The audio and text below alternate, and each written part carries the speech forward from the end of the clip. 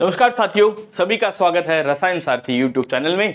आज हम बात करेंगे आगे के टॉपिक की, जिससे आपके न्यूमेरिकल पोर्शन अच्छे से सॉल्व हो जाए। क्योंकि इस चैप्टर में नीट के अकॉर्डिंग जो गाइस पूछा जाता है, थ्योरेटिकल पार्ट कम होता है, न्यूमेरिकल पार्ट ज्यादा होता है। और नीट के लिए आप लोग एनसीईआरटी केवल काफी नहीं है इस चैप्टर के लिए, बाकी चैप्टर्स के लिए एनसीईआरटी काफी है, लेकिन इस चैप्टर के लिए केवल एनसीईआरटी काफी नहीं है। इसके लिए जितने नंबर ऑफ क्वेश्चन आप लोग सॉल्व करो उतना बढ़िया है। अगर आपको कॉन्सेप्ट्स पता है, की कॉन्सेप्ट्स आपको पता है, तब आप कर सकते हैं आसानी से। आज हम बात करेंगे एटॉमिक वेट और मॉलिक्यूलर वेट की, यानी परमाणु भार और अणु भार क्या होता है, इनके बारे में बात करेंगे। देखिए, आप सभी को पता है, जैसे मैंने स्टार्टिंग में बताया था आपको, कि किसी भी परमाणु के अंदर हमारे पास तीन मूलभूत कण होते हैं। किसी भी एटम के अंदर तीन सब एटॉमिक पार्टिकल होते हैं, that are proton, electron and neutron. Proton और न्यूट्रॉन न्यूक्लियस के अंदर रहते हैं। प्रोटॉन और न्यूट्रॉन का जो सम होता है, जो योग होता है, वो हमें देता है परमाणु द्रव्यमान, एटॉमिक मास, यानी एटॉमिक वेट जिसे हम बोल देते हैं।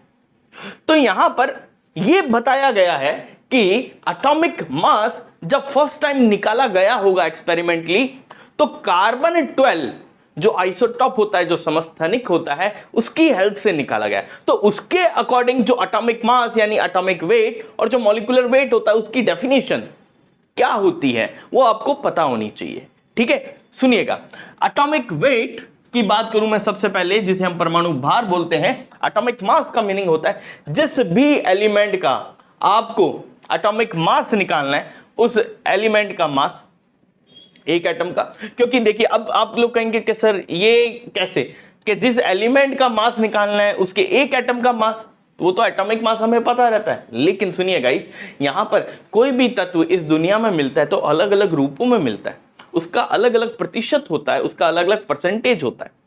वो जो परसेंटेज निकाला जाता है, मान लीजिए मैंने ये बोला कि कोई एक एलिमेंट है जो तीन फॉर्म्स में इस दुनिया में पाया जाता है, तीन फॉर्म्स में इस दुनिया में पाया जाता है। फॉर एग्जाम्पल मैंने बोला कार्बन, कार्बन 12 की फॉर्म में भी मिलता है, कार्बन 13 की फॉर्म में भी मिलता है, एंड कार्बन 14 की फॉर्म में भी मिलता है, जिनका प्रतिशत, जिनका परसेंटेज डिफरेंट होता है, अलग अलग होता है।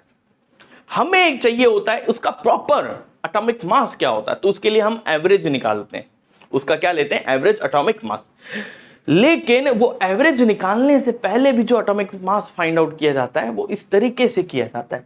उस एलिमेंट का एटॉमिक मास, या एटॉमिक मास क्या, मास, उसको हम कंपेयर कराएंगे कार्बन 12 के एक एटम से। उसका जो 12th पार्ट होगा, उसका जो 12वां भाग होगा, वही उस एलिमेंट का एटॉमिक मास।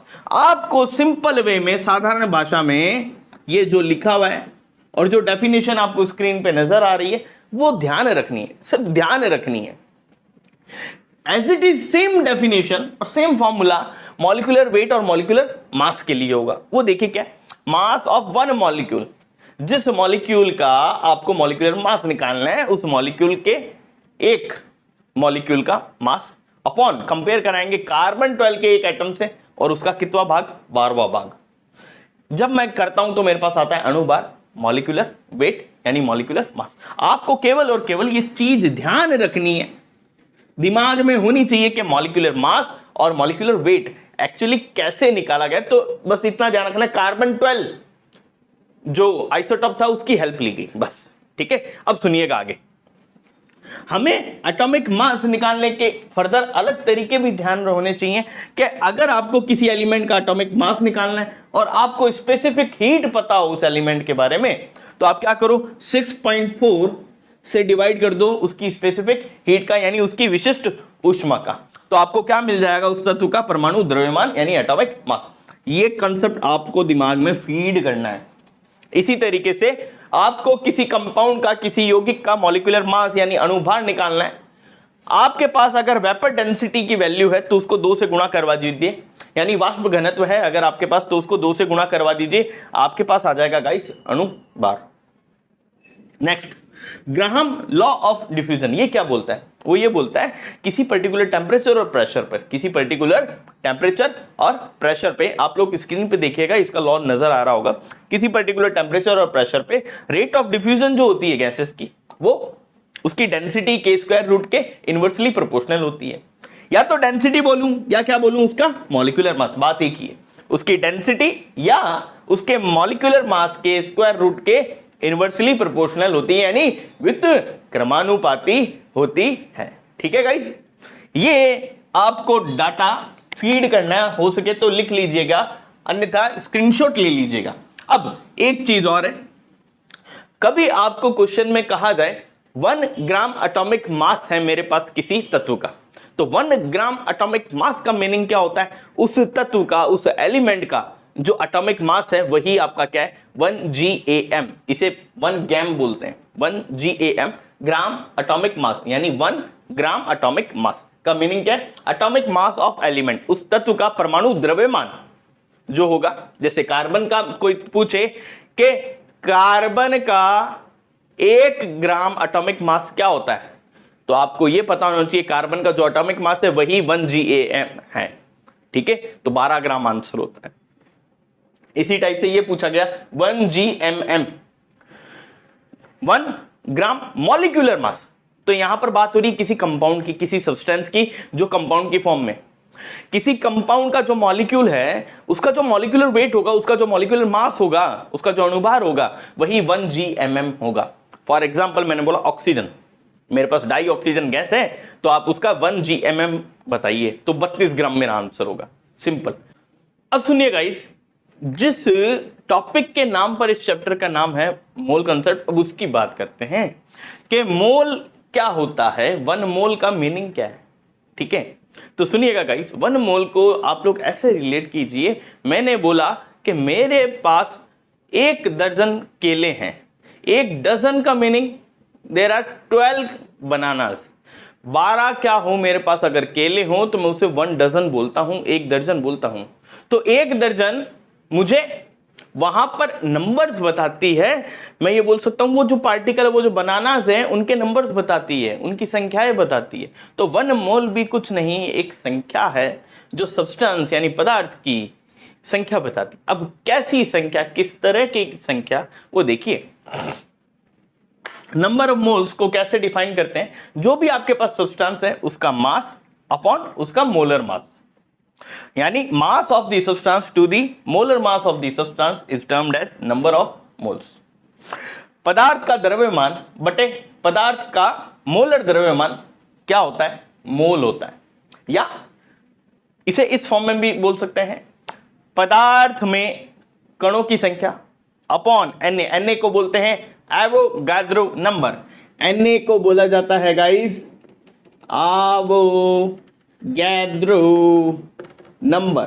ठीक है, Na को बोला जाता है एवोगाद्रो नंबर, यानी पदार्थ के कणों की संख्या अपॉन में एवोगाद्रो संख्या का जो अनुपात है वही क्या होता है, मोल होता है। अब इन दोनों को मैं इक्वलाइज कर दूं तो फॉर्मूला एक ही जनरेट हो सकता है।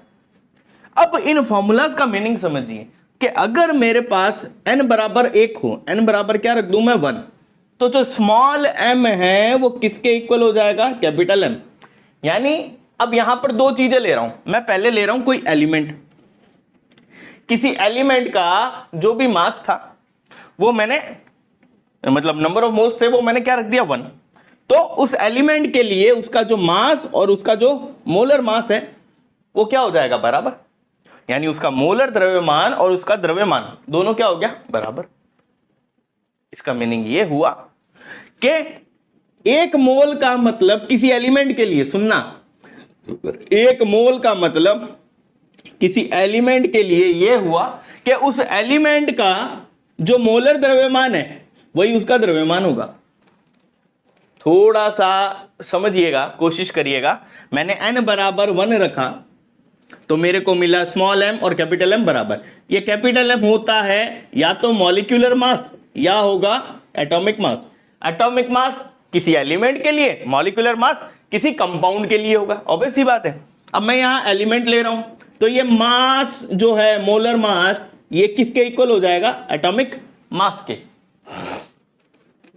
अगर आपको पूछा जाए कि आपके पास कोई एलिमेंट 1 मोल है, 1 मोल का मतलब क्या हुआ, आपके पास कितना है वो एलिमेंट, उसका जो एटॉमिक मास होगा उसके बराबर। इस चीज को ही अभी मैंने आपको पहले बताया था, क्या बोलते हैं, 1 ग्राम एटॉमिक मास। क्या बोला जाता है? 1 ग्राम एटॉमिक मास। तो मैंने यहां लिख दिया 1 मोल का मतलब क्या होता है? 1 ग्राम एटम ऑफ एलिमेंट। कि अगर आपके पास 1 ग्राम एटम है किसी तत्व का, परमाणु है किसी तत्व का 1 ग्राम, तो उसका मतलब क्या होगा? 1 मोल होगा। अगर मैंने बोला ये एलिमेंट की जगह कोई कंपाउंड है, तो उस कंपाउंड का मॉलिक्यूलर मास उसके द्रव्यमान के बराबर हो जाएगा। इसका मतलब 1 ग्राम मोल ऑफ कंपाउंड यानी GMM वो उसके बराबर हो जाएगा। तो जब कंपाउंड बोले तो मॉलिक्यूलर मास के बराबर रख देना, एलिमेंट बोले तो एटॉमिक मास के बराबर रख देना। अब 1 मोल का मीनिंग समझिए। यहां पर मैंने ये 2 चीजें आपको समझा दी है। 1 ग्राम एटम ऑफ एलिमेंट कभी भी लिखा हुआ है, 1 ग्राम एटम ऑफ एलिमेंट कभी भी लिखा हुआ है तो समझ लेना वो एलिमेंट कितना मोल है?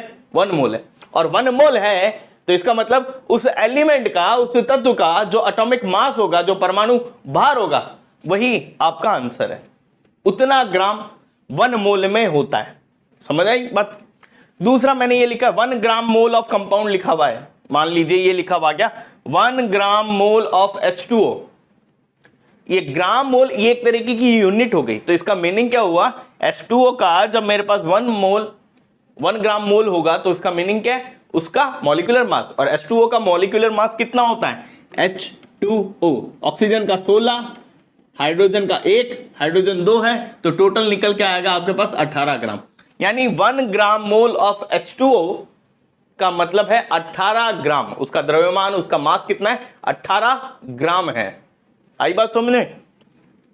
अब 1 मोल अगर पूछा जाए तो 1 मोल का और मतलब होता है एवोगाद्रो संख्या। कि आपके पास मैंने बोला पानी है, वो कितना है? 1 मोल है। तो पानी अगर 1 मोल है इसका मतलब ये हुआ 1 मोल में पानी के अणुओं की संख्या, जल के जो मॉलिक्यूल्स हैं, पानी के जो मॉलिक्यूल्स हैं उसकी संख्या वो किसके बराबर होगी? एवोगाद्रो नंबर के। 1 मोल का मीनिंग। और एवोगाद्रो नंबर का वैल्यू आपको ध्यान रखना है 6.023 इंटू 10 की पावर 23 पार्टिकल्स। अब ये पार्टिकल्स का मतलब क्या? कुछ भी हो सकता है। Molecules, atoms, ions, proton, electron, neutron, कुछ भी हो सकता है। पार्टिकल का मतलब कुछ भी। अब वो कुछ भी पूछे आपसे, वो आप पर डिपेंड करता है। अब दूसरी चीज, 1 मोल का मतलब क्या होता है? कोई भी गैस या कोई भी लिक्विड का वॉल्यूम अगर 22.4 लीटर है तो मैं बोल दूंगा वो कितना मोल है? 1 मोल है। ये जो स्पेसिफिक डाटा है इनके थ्रू क्वेश्चन सॉल्व होंगे आपके, ध्यान रखिएगा। ये डाटा जो जो लिख रहा हूं ना वो दिमाग में फीड अप करना है, वो की कंसेप्ट्स है, उन्हीं के थ्रू आप क्वेश्चन सॉल्व कर पाओगे, अन्यथा नहीं कर पाओगे गाइस। सुनिएगा, ये चीज आगे समझ में। एक चीज मैं यहां पर लिख दे, मैंने यहां क्या लिखा? 1 मोल का मतलब क्या है? 22.4 लीटर किसी भी गैस या किसी भी लिक्विड का आयतन। तो यहां पर एक फॉर्मूला बना दिया मैंने। अगर आपको एसटीपी या एनटीपी पर, स्टैंडर्ड टेम्परेचर प्रेशर या नॉर्मल टेम्परेचर प्रेशर, अब किसी को इसका मतलब नहीं पता होता एसटीपी मतलब क्या है, एनटीपी, तो आपको स्क्रीन पे मैं दे रहा हूं, देखिएगा एसटीपी का मीनिंग क्या और एनटीपी। यानी स्टैंडर्ड टेम्परेचर प्रेशर में टेम्परेचर और प्रेशर कितना होता है, नॉर्मल टेम्परेचर और प्रेशर में टेम्परेचर और प्रेशर कितना होता है, ये याद रखिएगा, काम आएगा। Now volume at STP NTP, आयतन पूछे एसटीपी एनटीपी, तो जितना भी नंबर ऑफ मोल्स हो, मोलों की संख्या उसको 22.4 से गुणा करवा दो तो आपको क्या मिल जाएगा, वॉल्यूम एट एसटीपी और एनटीपी। अब एक और चीज देख लीजिए, इक्विवेलेंट वेट और इक्विवेलेंट मास, हिंदी में जिसे बोलते हैं तुल्यांकी भार अथवा द्रव्यमान बोला जाता है इसे। इसका मीनिंग क्या होता है, अगर किसी एलिमेंट के लिए ले रहा हूं तो उस एलिमेंट का एटॉमिक मास अपॉन उसका वैलेंसी फैक्टर, किसी कंपाउंड के लिए ले रहा हूं तो मॉलिक्यूलर मास अपॉन उसका वैलेंसी फैक्टर। अब ये वैलेंसी फैक्टर किस चिड़िया का नाम है, सुनिएगा। यहां पर मैंने एक एग्जांपल लिया कि Na2SO4 एक कंपाउंड है। हर कंपाउंड अपने आप में इलेक्ट्रिकली न्यूट्रल होता है, इस वैद्युतिकी रूप से उदासीन होता है। सॉरी गाइस, हर कंपाउंड अपने आप में क्या होता है, इलेक्ट्रिकली न्यूट्रल होता है, यानी इलेक्ट्रिकली न्यूट्रल होता है। यानी मैं ये बोल दूं कंपाउंड पे कोई चार्ज नहीं होता, तो इस कंपाउंड पे कोई भी चार्ज हाल फिलहाल नहीं है। लेकिन ये न्यूट्रल कैसे हुआ है हमें ये देखना है। तो सोडियम पे देखो क्या है, वैलेंसी है +1, सल्फेट आयन -2। सोडियम है कितने, 2, यानी यहां टोटल चार्ज कितना रहा होगा, +2। ये +2 और -2 तभी तो कैंसिल हुआ और इलेक्ट्रिकली न्यूट्रल बना कंपाउंड, वैद्युतीय रूप से उदासीन बना, इस पर चार्ज 0। तो जिस नंबर से कोई भी कंपाउंड इलेक्ट्रिकली न्यूट्रल बनता है वो नंबर ही उसका वैलेंसी फैक्टर, यानी इस कंपाउंड का वैलेंसी फैक्टर कोई पूछे तो ना तो प्लस बोलना है ना माइनस बोलना है, केवल एक नंबर कितना है, 2। इसी टाइप से मैंने ये लिख दिया Al2SO4 का होल थ्राइस। एल्यूमिनियम पे चार्ज आपको पता है +3, सल्फेट पे -2। एल्यूमिनियम है कितने, 2, तो टोटल चार्ज बेटा यहां हुआ +6, यहां टोटल चार्ज 3 2 जा 6 -6। तो वो नंबर जिससे इलेक्ट्रिकली न्यूट्रल हो रहा है कोई कंपाउंड वो कितना है यहां, 6। तो इसका वैलेंसी फैक्टर क्या हो गया, 6। मान लीजिए मैंने ये पूछा O2 का वैलेंसी फैक्टर, ऑक्सीजन डाइऑक्सीजन का, तो ऑक्सीजन पे चार्ज कितना होता है गाइस, -2। ऑक्सीजन है कितने, 2, तो 2 2 जा 4, तो इसका वैलेंसी फैक्टर कितना आ जाएगा, 4। समझ गए। मान लीजिए कोई मैं ले लेता हूं, जैसे कोई एलिमेंट ले लिया, लेट्स सपोज मैंने नाइट्रोजन लिया, कि नाइट्रोजन जो एलिमेंट है उसका वैलेंसी फैक्टर, तो नाइट्रोजन की जो वैलेंसी होगी कितनी होती है, -3, तो 3 इसका वैलेंसी फैक्टर हो जाएगा। आई बात समझ में। वैलेंसी फैक्टर क्या है, वैलेंसी फैक्टर क्या है, जिसे संयोजकता गुणांक कहा जाता है हिंदी में, उसका मीनिंग क्या है। तो होगा क्या, इक्विवेलेंट मास या इक्विवेलेंट वेट, इसे EM से शो किया है, मॉलिक्यूलर मास या एटॉमिक मास भी बोल सकता हूं, अपॉन उसका वैलेंसी फैक्टर। ये चीजें आपको याद होनी चाहिए, तभी आप लोग क्वेश्चन सॉल्व कर पाएंगे। अब हम बात करेंगे केवल क्वेश्चंस की, लेकिन आप लोग इसका स्क्रीनशॉट ले लीजिए। अब देखिए गाइस, हम बात करेंगे न्यूमेरिकल की। मैं एक न्यूमेरिकल लेता हूं जिसमें हर एक चीज क्या क्या पूछी जा सकती है उसकी बात करते हैं। फर्स्टली मैंने बोला कि मेरे पास 100 ग्राम कैल्शियम कार्बोनेट है, आपको इसमें नंबर ऑफ मोल्स, आपको इसमें इसके नंबर ऑफ मॉलिक्यूल्स, यानी ये मैं लिख देता हूं इस चीज को, नंबर ऑफ मॉलिक्यूल्स यानी अणुओं की संख्या फाइंड करनी है। After it number of calcium, carbon and oxygen atom. Calcium, carbon व ऑक्सीजन के परमाणुओं की संख्या निकालनी है। इसके बाद मैंने ये बोल दिया number of proton, electron and neutron भी फाइंड करने, यानी प्रोटॉन, इलेक्ट्रॉन व न्यूट्रॉन की संख्या निकालनी है। फिफ्थ मैंने बोल दिया टोटल नंबर ऑफ एटम्स निकालने हैं, कुल परमाणुओं की संख्या निकालनी है। ये सब फाइंड आउट करना है। तो आप कैसे करिएगा, सबसे पहले जो दिया हुआ है क्या है, 100 ग्राम कैल्शियम कार्बोनेट है। अब सुनिएगा गाइस, 100 ग्राम कैल्शियम कार्बोनेट का मीन्स हुआ आपके पास इसका मास कितना है, 100 ग्राम है कैल्शियम कार्बोनेट का। कैल्शियम कार्बोनेट का मोलर मास निकाल लीजिए। तो इसमें क्या करूंगा, कैल्शियम जो एलिमेंट है उन सबको ऐड ऑन करना है। कैल्शियम है प्लस कार्बन है प्लस 3 क्या है मेरे पास, ऑक्सीजन। इन सब के मोलर मासेस आप लोग यहां लिख दीजिए। कैल्शियम का 40, कार्बन का 12, 3 × 16, तो ये आपके पास आएगा 40 + 12 48, that is equals to 100 gram. कितना आया, 100 ग्राम। अब यहां नंबर ऑफ मोल्स निकालूंगा, formula small m by capital M, ये 100 gram upon 100 that is equals to 1 mole. तो नंबर ऑफ मोल्स मेरे पास आ गए 1 मोल।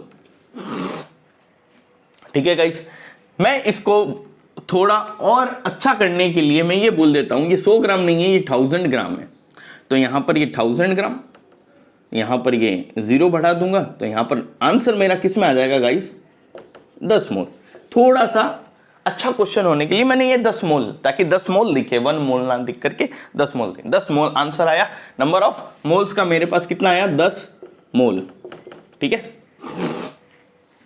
अब निकालने हैं नंबर ऑफ मॉलिक्यूल। अब सुनिएगा गाइस, जब भी आपको कुछ भी पूछे ना तो आपको ये चीज तो फाइंड करनी है कि भाई 1000 ग्राम कैल्शियम कार्बोनेट में जो कैल्शियम कार्बोनेट है उसके अणुओं की संख्या, उसके मॉलिक्यूल्स के नंबर कितने होंगे।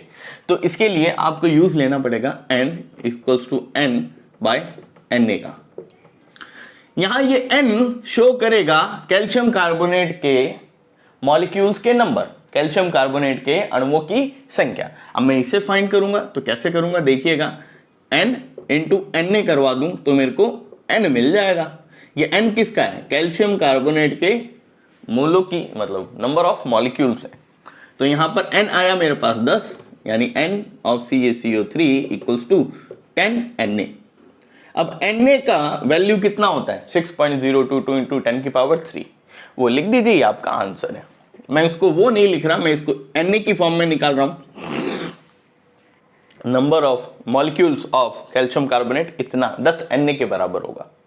अब इसने क्या पूछा है, number of calcium carbon oxygen. इस पर आओ, जब भी आपको किसी कंपाउंड में प्रेजेंट जो एटम है उसके बारे में पूछे कि भाई यहां कितने एटम्स हैं, तो आपको यह देखना है कि एक कैल्शियम कार्बोनेट के मॉलिक्यूल में कैल्शियम कितना है, एक। कितना है, एक। कार्बन कितना है, एक। ऑक्सीजन कितना है, 3। एक मॉलिक्यूल में एक कैल्शियम है, 10 मॉलिक्यूल में कितने होंगे भाई, 10 मॉलिक्यूल। 1000 मॉलिक्यूल हो तो 1000 कैल्शियम। इसका मतलब जब भी किसी मॉलिक्यूल में कोई एलिमेंट एक ही हो तो जो नंबर ऑफ मॉलिक्यूल्स होंगे उसी के इक्वल क्या होंगे, उसके नंबर ऑफ एटम्स होंगे। तो यहां पर मैं ये बोल सकता हूं n of CaCO3 equals to n of Ca, यानी कैल्शियम कार्बोनेट के नंबर ऑफ मॉलिक्यूल्स कैल्शियम के नंबर ऑफ मॉलिक्यूल्स के बराबर होंगे। साथ ही साथ मैं ये भी बोल सकता हूं ये किसके बराबर होंगे, नंबर ऑफ कार्बन एटम के, ये इक्वल होंगे। बचा कौन गाइस, ऑक्सीजन का एटम। ऑक्सीजन का एटम एक मॉलिक्यूल में कितने, 3। 10 मॉलिक्यूल हो तो मैं क्या करूंगा, 3 से मल्टीप्लाई करा दूंगा, दैट इज 10 इंटू 3। 10 मॉलिक्यूल है तो 30 आ जाएगा। तो यहां पर मेरे को क्या चाहिए, नंबर ऑफ ऑक्सीजन एटम चाहिए, तो 3 multiply by n of CaCO3। जितने मॉलिक्यूल्स है मेरे पास कैल्शियम कार्बोनेट के, उसको मैं 3 से मल्टीप्लाई करवाऊंगा तो मेरे पास नंबर ऑफ ऑक्सीजन एटम्स आएंगे। आई बात समझ में। तो इस तरीके से मेरे पास ये भी आ गया। अब बात है प्रोटॉन, इलेक्ट्रॉन, न्यूट्रॉन की। Number of proton, number of electron, number of neutron find out करना। वो देखिए, हमें पता है आपको कैल्शियम कार्बन ऑक्सीजन, इसमें प्रोटॉन, इलेक्ट्रॉन, न्यूट्रॉन फाइंड। तो आपको सबसे पहले ये देखना पड़ेगा कि कैल्शियम में कितने प्रोटॉन और इलेक्ट्रॉन होते हैं। कैल्शियम का एटॉमिक नंबर होता है 20। 20 का मीन्स यहां प्रोटॉन 20, इलेक्ट्रॉन भी गाइस 20। अब न्यूट्रॉन की बात करें, इसमें न्यूट्रॉन कितने होंगे, कैल्शियम का जो मास होता है, एटॉमिक मास, वो 40 होता है। एटॉमिक मास का मीनिंग होता है proton plus neutron. Atomic mass calcium का 40, प्रोटॉन इसमें 20, तो न्यूट्रॉन कितना हुआ गाइस, न्यूट्रॉन हुआ 40 माइनस 20, दैट इज 20। यानी यहां न्यूट्रॉन भी कितना हुआ गाइस, 20। सेम टू सेम चीज हम कार्बन पे अप्लाई करेंगे। प्रोटॉन 6, इलेक्ट्रॉन 6, न्यूट्रॉन भी इसमें कितना होता है गाइस, 6। सेम चीज ऑक्सीजन पे अप्लाई करेंगे। प्रोटॉन 8, इलेक्ट्रॉन 8, न्यूट्रॉन भी क्या होते हैं, 8। आपको पर्टिकुलरली जो एलिमेंट है उनमें कितने प्रोटॉन, इलेक्ट्रॉन, न्यूट्रॉन होंगे वो पता होने चाहिए। अगर ये पता है तब आप आगे सॉल्व कर पाओगे। Number of proton, calcium carbonate में एक कैल्शियम है, उस एक कैल्शियम में प्रोटॉन कितने, सबसे पहले प्रोटॉन की बात कर रहे हैं। प्रोटॉन कितने, 20, ठीक है। कार्बन कितने, कार्बन में प्रोटॉन कितने, 6। ऑक्सीजन में कितने प्रोटॉन, 8। लेकिन यहां पर गौर करूं, ऑक्सीजन के एटम कितने, 3। अगर एक ऑक्सीजन में 8 प्रोटॉन है, 3 ऑक्सीजन में कितने हो जाएंगे, 8 या 24। तो यहां पर इस चीज को मैं 3 से क्या करवा दूंगा, मल्टीप्लाई, 8 या 24, ठीक है। ये एक मॉलिक्यूल की बात कर रहा हूं मैं, केवल और केवल एक मॉलिक्यूल के लिए। एक मॉलिक्यूल के लिए नंबर ऑफ प्रोटॉन्स मैं फाइंड आउट कर रहा हूं, तो मेरे पास निकल के आ रहा है, इन सबको ऐड ऑन कर दो। फॉर एक मॉलिक्यूल नंबर ऑफ प्रोटॉन्स निकालना है मेरे को, तो मैं क्या करूंगा, इन सबको ऐड करूंगा। 20 + 6 + 24, 24 + 6 30, 30 + 20 हुआ 50, यानी 50 प्रोटॉन है एक मॉलिक्यूल में। एक मॉलिक्यूल में प्रोटॉन कितना आया, 50। 10 मॉलिक्यूल हो तो 50 × 10, 1000 मॉलिक्यूल हो तो 50 × 1000। हमारे पास मॉलिक्यूल्स कितने हैं कैल्शियम कार्बोनेट के, तो मेरे को नजर आया NCaCO3 जो हमने निकाला था यहां ना 10Na। तो इसको मैं 10Na से क्या कर दूंगा गाइस, सिंपली मल्टीप्लाई कर दूंगा, दैट इज 500Na। ये आपको दिख रहा है क्या, नहीं दिख रहा तो मैं यहां लिख देता हूं। नंबर ऑफ प्रोटॉन जो है मेरे पास, यहां पर मैंने ऐड ऑन किया, कितना है भाई 50। नंबर ऑफ प्रोटॉन देखूं तो एक मॉलिक्यूल में, एक अणु में कितने, 50 है। 10 मॉलिक्यूल हो तो कितने होंगे, 50 × 10, 1000 मॉलिक्यूल हो तो 50 × 1000। लेकिन मेरे पास मॉलिक्यूल्स कितने, 10Na के बराबर है, तो इसको 10Na से मल्टीप्लाई करवा दूंगा मैं, तो मेरे पास आंसर आएगा 500Na। कितना guys, 500Na number of proton. इसी तरह मुझे निकालना है नंबर ऑफ इलेक्ट्रॉन, तो नंबर ऑफ इलेक्ट्रॉन पहले ये जोड़ लो, एक मॉलिक्यूल में कितने होंगे, 20, 6 और ये 8। अब इलेक्ट्रॉन है ऑक्सीजन में, इसको भी क्या करूंगा, यानी इन सबको मैं 3 से मल्टीप्लाई करवा दूंगा, क्योंकि एक ऑक्सीजन नहीं है, 3 ऑक्सीजन है, तो 3 से मल्टीप्लाई, 8 × 24, ये भी 8 × 24। तो यहां पर कितना आया मेरे पास, वही 50। सेम चल रहा है, सेम चल रहा है। 50 × 10Na कर दूंगा तो मेरे पास आंसर आ जाएगा, 10Na किया तो आंसर मेरे पास आ जाएगा कितना, 500Na आ गया। यही number of neutron, same 500Na। तो इस तरीके से मैंने number of proton, number of electron, number of neutron, ये किसमें, 1000 ग्राम कैल्शियम कार्बोनेट में present total number of proton, total number of neutron, total number of electron find out किए मैंने, जो मुझसे पूछा गया था। Number of proton, electron and neutron वो फाइंड आउट कर लिया। अब टोटल नंबर ऑफ एटम्स निकालने, क्या निकालना है, टोटल नंबर ऑफ एटम्स, यानी 1000 ग्राम कैल्शियम कार्बोनेट में टोटल नंबर ऑफ एटम। तो इसके लिए क्या करोगे, एक मॉलिक्यूल में एटम कितने, देखो ऑक्सीजन के 3 एटम, कार्बन का 1, 4, कैल्शियम का 1, 5, यानी यहां 5 एटम है, 5 एटम है एक मॉलिक्यूल में। 10 मॉलिक्यूल हो तो 50, 1000 हो तो सिंपली क्या करोगे,